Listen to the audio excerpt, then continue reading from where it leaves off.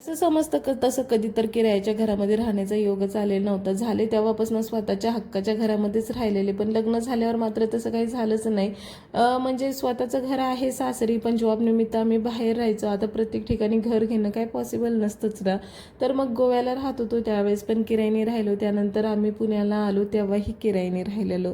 आणि आता आमचं स्वतःचं घर झालेलं, आणि स्वतःचं घर झाल्यानंतर ते कसं सजवावं, कसं नटवावं हाच प्रश्न आमच्या दोघांना पण. आणि त्याच आमच्या स्वप्नाच्या घराला स्वप्नापेक्षा छान सजवण्यासाठी आमची तयारी सुरू असते. तर नमस्कार मंडळी, मी दीपाली. स्वागत आहे आपलं नवीन एका व्हिडिओमध्ये. तुम्हाला दिसतच असेल मी कुठे आलेली आहे. आता घरातलं बरंचसं फर्निचर आम्ही घेतलेलं होतं, पण आम्हाला ना देव ठेवण्यासाठी म्हणजे गौतम बुद्धांची मूर्ती ठेवण्यासाठी असं टीव्ही युनिट किंवा देवपूजाचं घर असतं ना, त्या पद्धतीने असं काहीतरी बनवायचं होतं. बऱ्याच दिवसापासून डिझाईन डोक्यामध्ये ठेवून आम्ही गेलो फर्निचरच्या शॉपमध्ये. इथनंच आम्ही सोफा पण घेतला होता आणि कपाट पण घेतलं होतं. तर त्यांना सांगितलं कशा पद्धतीने पाहिजे. एक दिवस अगोदर गेलो होतं सांगायला, आणि त्यानंतर मग त्यांनी बनवूनही ठेवलं होतं. तर जसं पाहिजे तशा पद्धतीने बऱ्यापैकी बनवलं आहे त्यांनी. आणि मग ते घेऊन येताना एवढी त्यांची फजिती, आणि तिथेच ना आमचे भांडणं पण झालेले.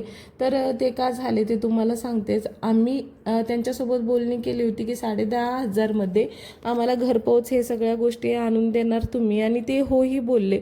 पण ऐन वेळेला त्यांनी पलटी मारली आणि ते बोलले फक्त गाडीमध्ये सामान नेऊन ठेवण्याचं आम्ही करणार, फक्त तुम्ही ज्या फ्लोअरवर राहता तिथपर्यंत तुम्हाला ह्या लोकांना पैसे द्यावे लागणार.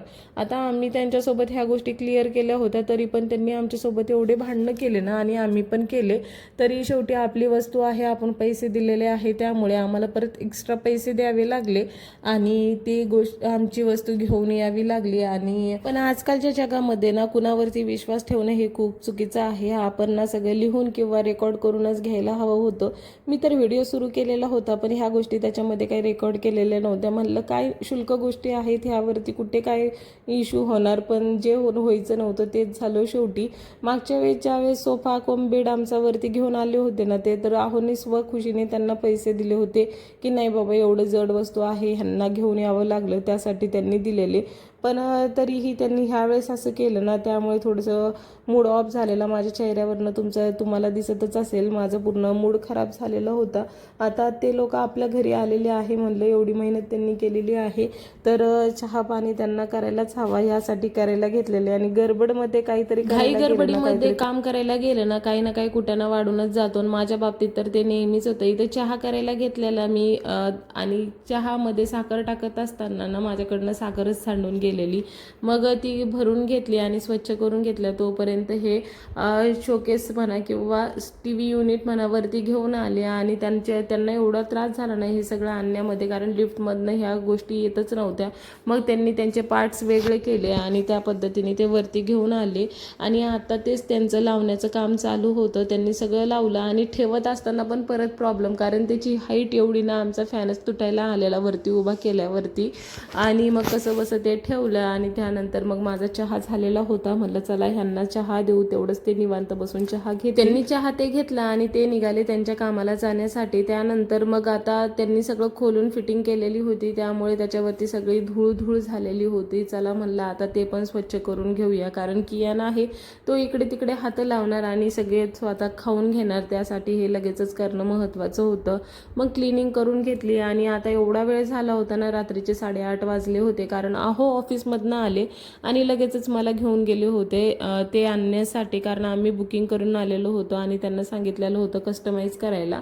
मग तेवढ्या वेळामध्ये मला स्वयंपाक बनवायला वेळच भेटला नाही. आणि आल्यानंतर मग परत हे वरती आणायची गडबड आणि त्याच्यामध्ये भांडणं झाली, सगळा वेळ त्याच्यातच गेला. मग लवकर होणारा पदार्थ काय, तर इथे मी पुलाव बनवायला घेतलेला आणि पुलाव बरोबरच इकडे पापड पण भाजलेले. रोज लवकर जेवायची सवय, म्हणजे 7:30 किंवा 8, जास्तीत जास्त 8 वाजेपर्यंतच आमचं जेवण होतं असतं. आणि आज थोडा उशीरच झाला, त्यामुळे पोटात कावळे ओरडायला लागलेले. आणि कियान पण मस्त आमच्यासोबत बसून असं जेवण एन्जॉय करत होता. तसं त्याच्यासाठी मी ना संध्याकाळी थोडंसं फिक्कच बनवते, म्हणजे तो आमच्या ताटामधलं घेऊन खातो आणि थोडंसं तिखट असलं तरीही चपातीसोबत तो खाऊन घेतो. मग सगळ्यांनी मस्त असं जेवण केलं आणि त्यानंतर मी आले किचनमध्ये उरलेली कामं करण्यासाठी. तर आता इकडे लगेचच भांडे घासून घेतलेले घेतलेले, कारण ऑलरेडी खूप उशीर झालेला होता. आणि तसंही जेवण केले की मी काय बसत नाही, लगेचच झाडून काढणं आणि त्याचबरोबर लगेचच जे भांडे घासून घेणं हे माझी रोजची कामं, आणि त्या कामामुळे आपल्याला कंटाळ येत नाही. आणि आता पिण्याचं पाणी पण संपलेलं होतं, त्यासाठी ना इथे माझं हंडा घासून घेणं चालू होतं. तर ज्यावेळेस पाणी म्हणजे सध्या तरी 24 तास पाणी आहे, पण माठामध्ये ना आम्ही गरम करून पाणी टाकत असतो, कारण डॉक्टरने सांगितलंच होतं चाकणचं पाणी एवढं काही चांगलं नाही आहे, त्यामुळे पाणी उकळून पित जा. मग तेव्हापासून आम्ही काय करतो, तसंही गोव्याला पण तसंच करायचो, पाणी गरम करायचं हिटरला आणि ते प्यायचो. आणि इथे पण मग आता तीच सिस्टम फॉलो करत आहोत, मग तेव्हापासून आजार पण थोडं कमी झालेलं आहे. तर इकडे मी हंडा भरून ठेवला घासून, आणि त्यानंतर आहोंनी हिटरला लावला. आणि रोजच असतं, म्हणजे एक दिवस आड हंडा तापवावाच लागतो. सध्या उन्हामुळे पाणी भरपूर प्रमाणात सध्या ते शोकेस ठेवलं आहे ना, तिथं अगोदर सायकल ठेवलेली होती आणि त्यावरतीच कियांचे सगळे कार्टन बॉक्समध्ये खेळणे ठेवलेले होते, म्हणजे त्याला पाहिजे तसं तो तिथनं घेईल आणि खेळेल. मग आता एवढी मोठी जागा आहे, त्याच्यामध्ये स्टोरेजसाठी खूप मोठी जागा आहे, त्यासाठी म्हणलं चला की यांचे सगळे खेळणे आता तिथेच ठेवून देऊया, म्हणजे धूळ वगैरे काही जास्त बसणार नाही. यासाठी मी सगळ्या एक एक गोष्टी व्यवस्थित अशा पुसून घेत होते. आणि त्याचबरोबर ते स्टोरेज रॅक पण मस्त असं पुसून घेतलेलं, कारण त्याच्यामध्ये थोडीशी डस्ट राहिलेलीच होती. सगळं व्यवस्थित क्लीन करून घेतलं आणि यांचे खेळणे पण स्वच्छ पुसून घेतले आणि सगळे रॅकमध्ये ठेवायला लागलेले. आता मी काय करत असणार तर कियान काही शांत बसणार का, तो मला मदत करायला येणारच येणार. आणि त्याची खेळणी बघून तर मी एक ठेवते आणि तो दुसरा काढतो, हे त्याचे कामं सुरूच होते. काम मदत करायला आलेला कमी आणि काम वाढवायला आलेला जास्त. लहान मुलांचं असंच असतं, ही अशी लुडबुड तर कायम सुरूच असते. तो करत असला तर ठीक, त्याचे डॅडा पण येतात उरलेलं सुरलेलं काम मला वाढवायला. तुम्हाला डिटेल व्हिडिओ पाहिजे असेल ना, स्टोरेज कम टीव्ही युनिट कम देवघर याचा, तर मला कमेंट करा, मी तुमच्यासोबत नक्की शेअर करेल.